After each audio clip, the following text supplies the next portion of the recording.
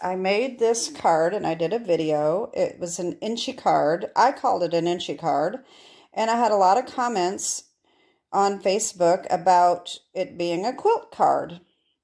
And I hadn't even thought about that. So I decided, well, if everybody just went crazy over this card, so I thought, well, maybe I should make a quilt card. So that's what I did. I went online and I found some quilting patterns.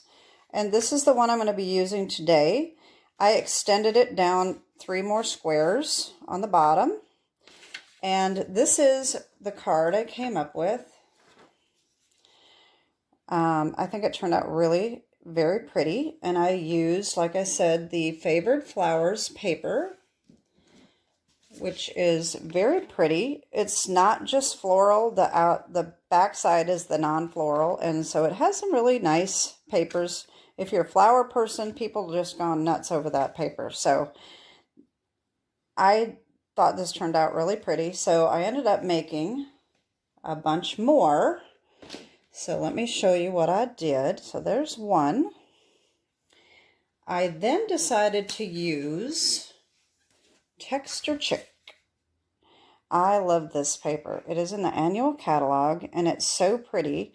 Some of these have gold on it. This one doesn't, but there's all different kinds of paper in there. There's some with shells. I think it came out with shells and snowflakes and all things like that, but it's so pretty.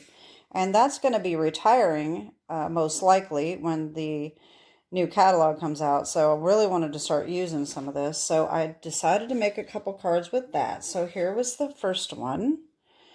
That turned out really pretty. And then I made another one. All right. That's those. And then I have the Fancy Flora paper, which recently came out in the mini catalog. It is not my favorite paper. It's pretty, but it's really kind of like paint splotches. It's not... It's pretty, but I just didn't know what to do with it. Let's put it that way. So I thought, you know what? I'm going to take some of this paper, especially the ones that I really don't like. And I think I used like something like this. I really don't like this paper. I just think it's kind of ugly. So I said, you know what? I'm going to make a card, a quilt card out of that. And guess how this turned out? Oh my gosh. It is so pretty. I absolutely love it. So there's that one. And then I did another one with some of the Fancy Flora as well.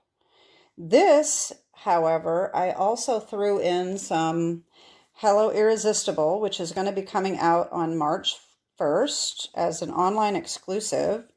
So I think I used this, this paper right here for these little spots there. So that's another one. And then I also did this one, and this is also Fancy Flora and Hello Irresistible Flowers. I think that is one of these floral designs. I'm not sure if I can find it real quick. It's like something like that. I don't think it was that one, but it's one that's similar to that. This one maybe. No, it could have been the yellow. But anyway, that's what that was. So those are 6 different quilt cards that I made. But today I'm going to make one completely different. And I decided to grab Regency Park because I love this floral paper. It is so pretty. And I'm not a huge flower fan, but I really like this paper. And I decided to use this one. All right, so let's show you what I am going to make. I don't have it done, so let me just move a couple things here. So what we're going to need is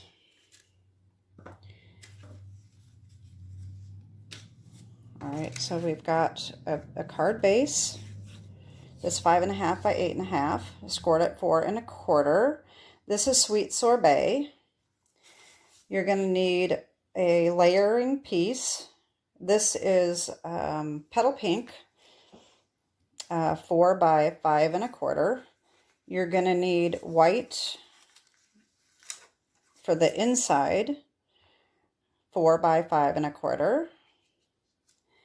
You're going to need a piece of scrap paper. Now, you can use cardstock if you'd like, but you're going to be running it through the embossing folder, which is a 3D. Now, this one does come out on March 1st. You can't get it yet. You don't have to use this one. You can use any one, but this is the one I'm using today. The 3D folders are thicker, and they have, they go through very tight. It's a very tight fit. So I decided to use scrap paper so that it wouldn't be so thick. So that's why I have it scrap paper instead of white cardstock. 3 3/4 by 5. Then for the inside, I'm using a 1/2 inch strip to go along this edge here on the inside. Okay. And then you're going to need to cut little squares. These are 1 1/4 by 1 1/4 inch square. You're going to need 6. Here's the dimensions. You're going to need 6 of one design. You're going to need 3 of another design. Uh-oh, I'm missing a square. Oh, what just happens to me? Anyway, okay, so you're going to need 3 and 3 more of 2 different other designs. Okay, so you got 3 different designs, 6 of one design, 3 of another, and 3 of another. And what you're going to do is you're going to cut these in half diagonally, and I will show you that in a second. So this is what you need. You're also going to need some of the crinkled seam binding ribbon, or any ribbon that you want. You don't have to use this one, but that's what I'm using today. And you're going to need a little bit of tear and tape, a piece of saran wrap, little tiny piece of saran wrap. If you've seen my other videos, you know what I'm talking about, why we need this, and some pop dots. And of course, I'm going to use Loving and Lasting today. I'm going to use the Oh Hello and this little deal here. And so then I'm going to use my punch to punch it out. Okay. So let's get started.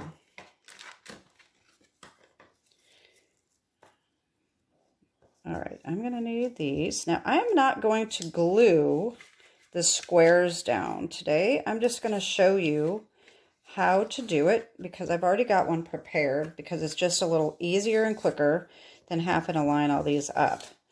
So you're going to take your scrap paper and you're going to take these, you're going to take these 6 squares, and you're going to line them up in your trimmer so that it's right on the line, and cut them diagonally. If you have a hard time holding on to these in your trimmer, what you can use is Post-it note tape. This stuff is so great. I just like to take a little tiny piece and I stick it on, and then I cut it, and that's it. And it comes off really quickly and easily. And I keep this on my paper cutter. So that's how I do that. So you're going to have these all trimmed up, cut in half. All right, like this. Okay. So all you do, I definitely recommend using your liquid glue. I decided to try adhesive tape, and that does not work very well because it doesn't give you any wiggle room, and you really need to line these up as precisely as possible. So the glue gives you a little room. So you're just going to layer these, and you're going to try to get them as close to the edge as possible and straight. And you're going to take one of these, and then the opposite.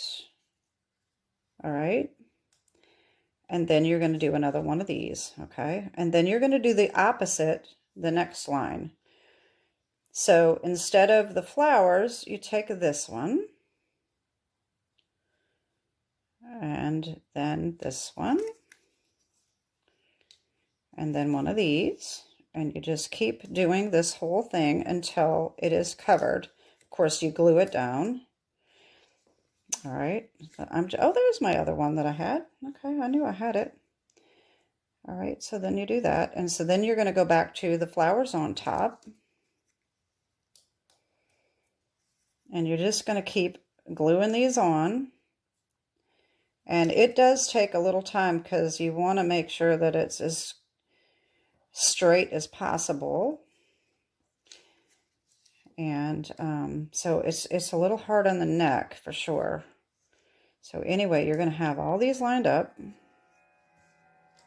And don't worry if it's not completely straight. It's not going to be perfect. We like it to be perfect, but it's not going to be perfect. Every cut you do is not going to be exactly the same, even though you think it is. So anyway, you're going to have it all lined up like that. And so when you get it done, it's going to look like this, okay? And that's so much quicker than having to glue all these down on film. So this, now if you can see, this is not perfect. There's a few little flaws. And I did go and I just trimmed off the very edges so that it was sticking out. And so that's that. So then I'm going to take my embossing folder and I'll line this right up on this line here. This is a great little line on your embossing folders. That helps you keep your paper straight. Now this probably wouldn't matter that much if it's not straight, but some designs you're going to want to make sure that it's straight. I always like to make sure that mine's straight. So I'm going to run this through my machine. And then we'll see what we have when we get done. These are, like I said, a tight fit. So, oh, there goes my thing here. I was going to show you that in a minute. I'm knocking my pile over. All right. Now,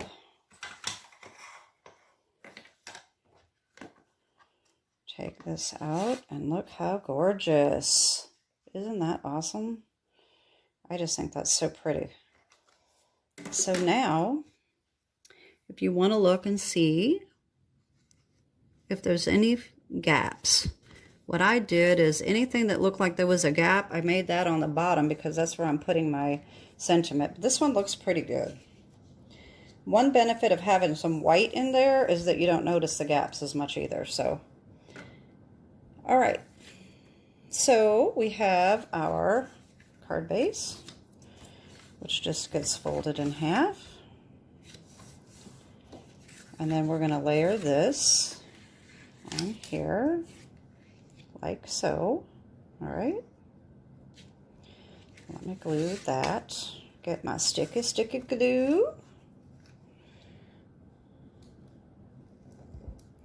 Now you can use tear and tape, which is what I did on my other ones, and I probably should have used it on this one as well, but I didn't. We'll see how it works with the glue. The tear and tape is nice and easy and clean. It doesn't warp. All right, so that's that. Now, we don't want to glue this on just yet, but it's going to go like that, okay? What we're going to do is we're going to take our ribbon, and what I did is I took some tear and tape, all right, and I just put a couple little pieces at the bottom, like that, all right, and then take the backing off, and then I can wrap this around, start in the back, and wrap it around a couple times like this. Make sure it's not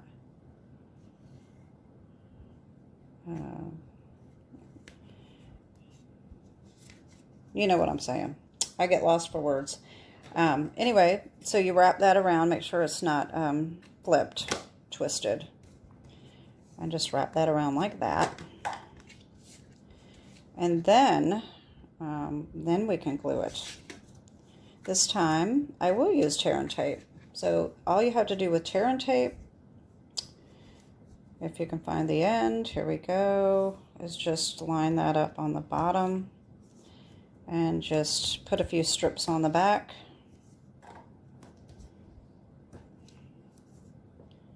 And it's so easy and quick. Now, if you get over the edge, all you have to do is just push that over and it won't show. That's no problem. All right. All right, so just line that up. And how gorgeous is this looking? Oh, I love it. Okay. Now we will just go ahead and glue this strip on the inside before we stamp.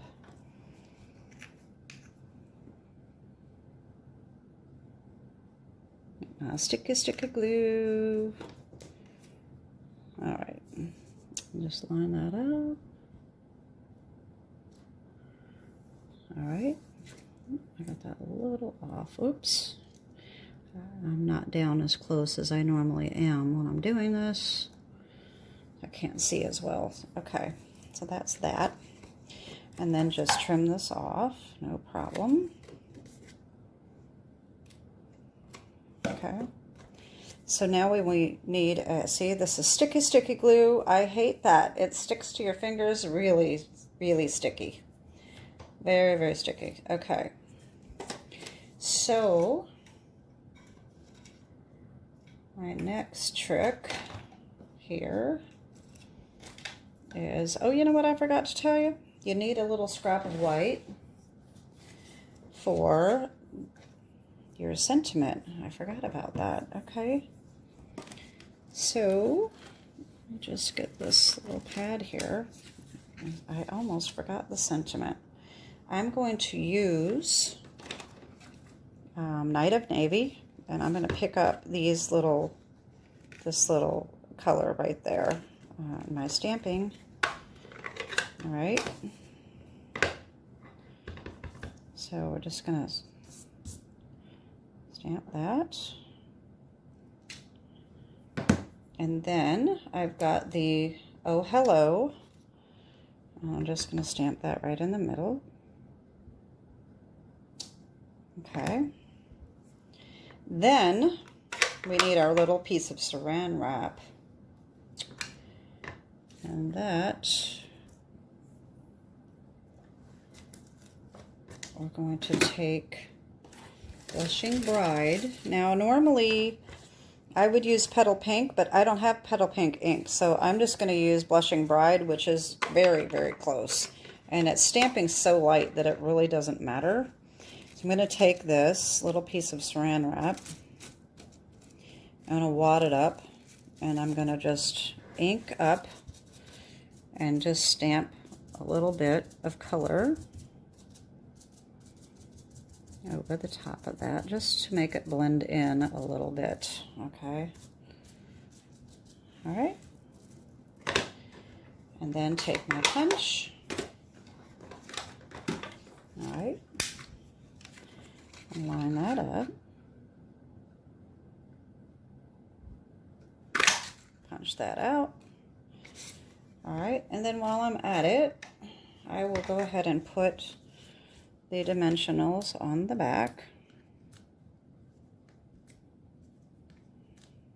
I like a lot of dimensionals. I like make sure my things are stable. So I can go ahead and stamp. Oh, I need to stamp this as well. You know what? I'm going to leave this. I'm going to leave this blank. So I'm going to go ahead and glue that. Oh, wrong glue. That one wasn't opened. All right. Now wait. That can go right on the inside.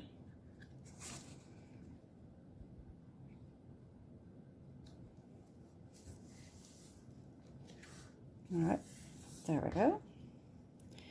All right, so now this is going to go right over the top here.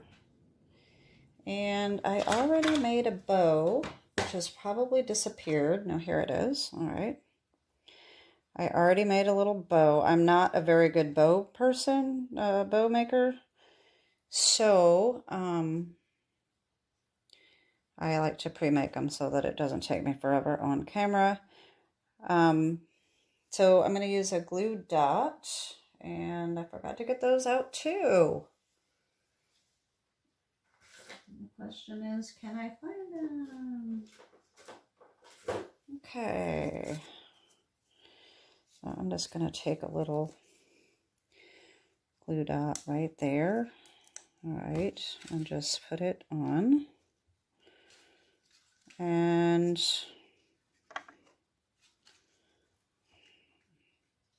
take these off.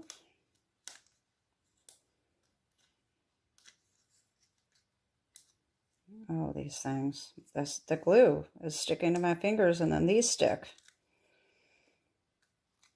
Sticky, sticky glue. All right, and I'm just going to put that right there, like that. And then I'm going to take, I have special scissors. These were my mother's scissors, and I absolutely love them. She used to work for Nissan's. It was a trampoline factory. And we were not allowed to touch these scissors for anything when I was a kid. These were not to be touched. These were for fabric only. And I have inherited them, and so these look, they work very well for ribbon. And of course I keep them right in the same case, and that's all I use them for, is my ribbon. Okay, so that's it. What I was going to show you earlier was I found this, it's supposed to be shrink wrap that you use for moving and things. I found it at Dollar Tree for $1.25, and I thought, this is going to be great for this little technique with the saran wrap. For $1.25, it's easy to just keep at your craft station, so I wanted to show you that. Anyway, so that's our card. That's it, and how gorgeous is it? It just turned out really, really pretty. And so let me get you my other cards now. You would think that I would know where everything is, but I always put something on top of something else. So here again, we have all of these. And I know they're not going to all fit on camera. And then this is the one we made today. So that's my video for today. Have a great day, and God bless. Bye-bye.